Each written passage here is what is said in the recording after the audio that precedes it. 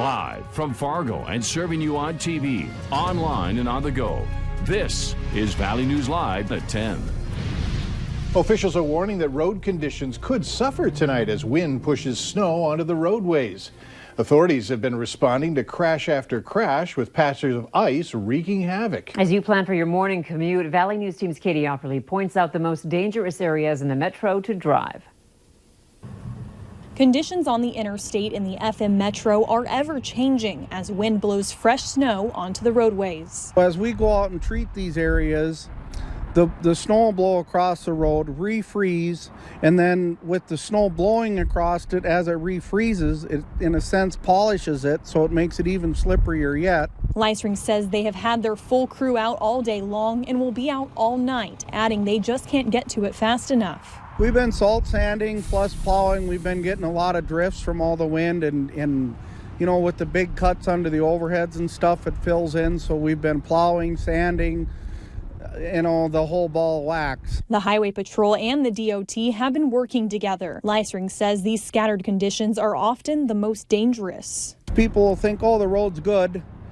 And then all of a sudden where it's blowing and sticking, it's glare ice again. Troopers had already responded to 20 calls for vehicles that slid off of the roadway in the metro by 3 p.m. They warned black ice could be a problem until Wednesday morning as everyone is making their commutes. The top areas to watch out for are on-ramps and exit ramps where people are merging. Captain Brian Newen says the most dangerous areas for I-94 are between Veterans Boulevard and I-29. For I-29, it's between 19th Avenue and I-94. Specifically, the captain listed areas near 32nd Avenue, 13th Avenue, and Main Avenue as troublesome areas. Slow down and make sure you got your headlights on and you're wearing your seatbelt. In Fargo, Katie Opperly, Valley News Live. If you do decide to take the interstates, officials ask that you watch for black ice and stay aware of the current conditions. We also have updated road conditions posted, and you can check out that at the Valley News Live app. A man and woman from Minot are being treated at a Minneapolis hospital following exposure to carbon monoxide. They are said to be conscious and breathing on their own as they undergo treatment. Emergency responders found the two unconscious and breathing on Sunday at their home in Minot. According to the Centers for Disease Control, more than 400 people in the U.S. die from it each year.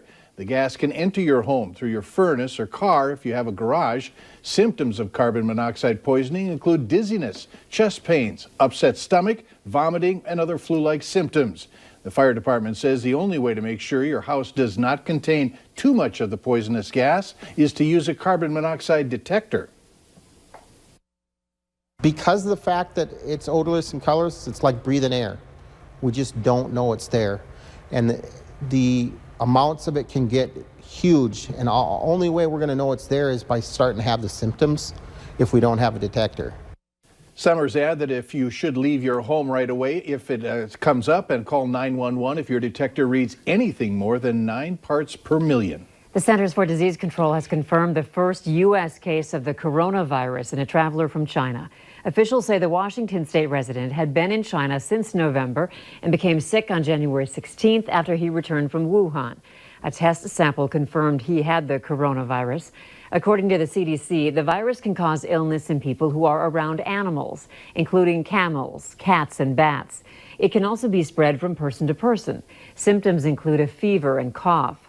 The Washington governor says thanks to the traveler's quick medical attention, there's a low risk to the general public. And this is certainly not a moment for panic or high anxiety. It is a moment for vigilance. And we are pleased to report that we have a very comprehensive approach that is acting very quickly to respond to this, to identify the potential folks who may be subject to transmission. The Washington resident who was affected lives alone and is expected to be okay. Sanford Integrative Medicine Clinic is open and located at the intersection of 25th Street and 32nd Avenue South in Fargo.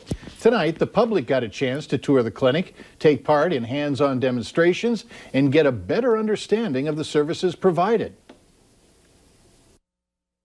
The stations tonight represent pretty much everything that we have to offer currently, with hopes to expand. So we have integrative medicine, we have osteopathic manipulative medicine, we have acupuncture, we have healing touch. There's a whole lot of different factors, and so the idea is that we approach the whole person, so body, mind, and spirit.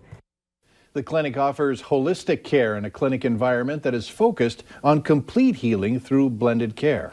Snow continues to pile up, and so are the complaints. Fargo Public Works getting 818 since the beginning of the season, all of them dealing with uncleared sidewalks. While those snow-packed paths make it difficult to walk, it's even harder for those in wheelchairs. If it's a good stretch of sidewalk and there's just snow, then I don't know if I'm on sidewalk or if I'm on grass, and I could get hung up. Lister says even a sidewalk that's mostly shoveled can still cause him problems, saying he prefers to see pavement when venturing out. He asks the next time you're out shoveling to not only think of your family or customers, but also people like him. 60 years ago, the pilots of a DC-3 avoided disaster, landing a flight carrying the Minneapolis Lakers in an Iowa cornfield. Reporter Boyd Huppert caught up with the 96-year-old Harold Gifford and heard his memories from that fateful night. Here's the headline. 60 years later, he still thinks about it. How could you not? Harold Gifford thinks about the night he safely landed the NBA's Minneapolis Lakers in an Iowa cornfield. It is in my mind a lot. I relive it. Harold was in the co-pilot seat, flying the Lakers from St. Louis home to Minneapolis. Lights and radio on the fritz, caught in a massive snowstorm and low on fuel. So I had to make a pretty gutsy decision at that point. The Air Force veteran brought the plane low over Carroll, Iowa. Water towers are 125 feet high, and we were below that. Outside of town, he chose a cornfield. It was the only place that made sense. When I was a kid, I rode on a cultivator in a cornfield. You'll never find a rock or a hole. It's smooth sailing. Ears of corn banged on the plane's belly for the length of 3 football fields. And we came to rest, and I'll tell you, it was pretty quiet in that airplane. But once we settled down and I cut the engines, the loudest hollering and screaming you could imagine. People high-fiving, and when they get out the door, they're in snow up to their knees. To this day, he bristles when people call it a crash. I was totally relaxed. It's just as an unscheduled landing. Harold still has the placemat the team signed at breakfast in Carroll the next morning. You were able to save the lives of 23 people and then live for 60 years, a great life by virtue of having pulled that off. At 96, Harold Gifford still hasn't stopped being grateful. I'll tell you what, I'm one of the luckiest guys around, and I'm still going. Harold said with pride that DC-3 was later flown out of the field and put back into service. A housing subdivision now stands there with a basketball court at the site of the landing. The LA Lakers donated $25,000 to the court, and Harold was there 10 years ago for the dedication. Valley News Live 10 at 10 continues with no wait weather. All right, well, our wind finally dying down. We did have some areas of mist, drizzle, and mixed precipitation earlier as we spoke at 6 o'clock down in the south. That is now mainly switched over to some light flakes. So if you are in Bemidji, Black Duck, out towards Waskish, some of the Red Lakes area, seeing some of this make its way from west to east as we head into the overnight hours.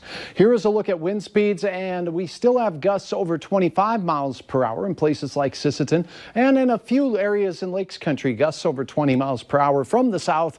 Today's gusts were gustiest down in the Sisseton Hills, over 50 miles per hour there, and the rest of us with really no picnic conditions either, with gusts over 30 miles per hour, causing blowing and drifting snow, very icy roads, and way too many crashes on area roads. Our Valley Sky Cam shows quieter conditions as you'd expect this hour of the night, but still watch for those icy spots as we go through the overnight hours. Our temperatures are remaining in the 20s. The wind still about where it was at 6 o'clock earlier tonight.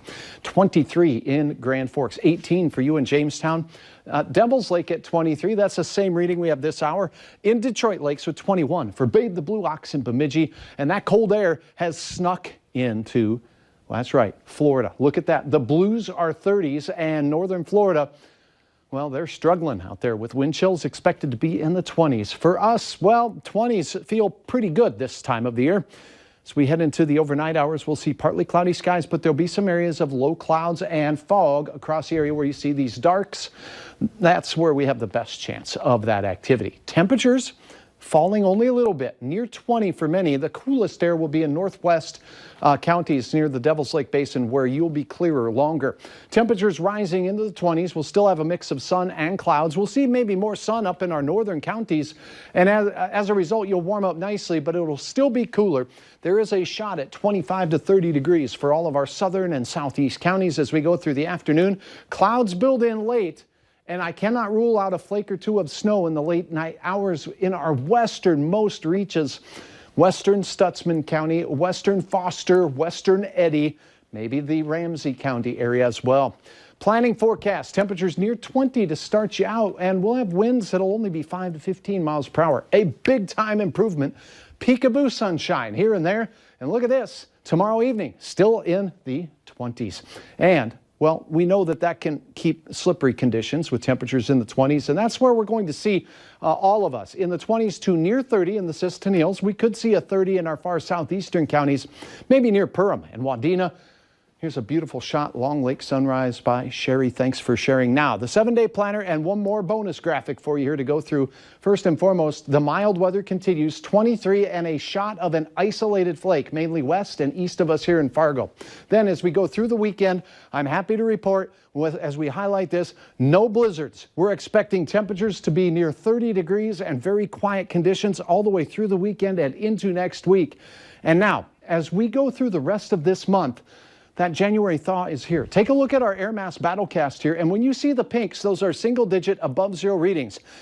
I don't think we're going to sink significantly below zero the rest of the month and until we get into February. So mark that on your calendar. It looks like we get to close out the last half of this month with some much milder weather. Yes, we will have sub-zero air returning, but at least we get a little reprieve. We can take that. Yeah, I'll take an extra graphic if it explains like that. Okay, Yeah, very no good. blizzards. Bonus coverage. Yeah. All right. Later on Valley News Live, 10 at 10, a fierce fight over the rules for President Donald Trump's impeachment trial. The clash over witnesses and documents.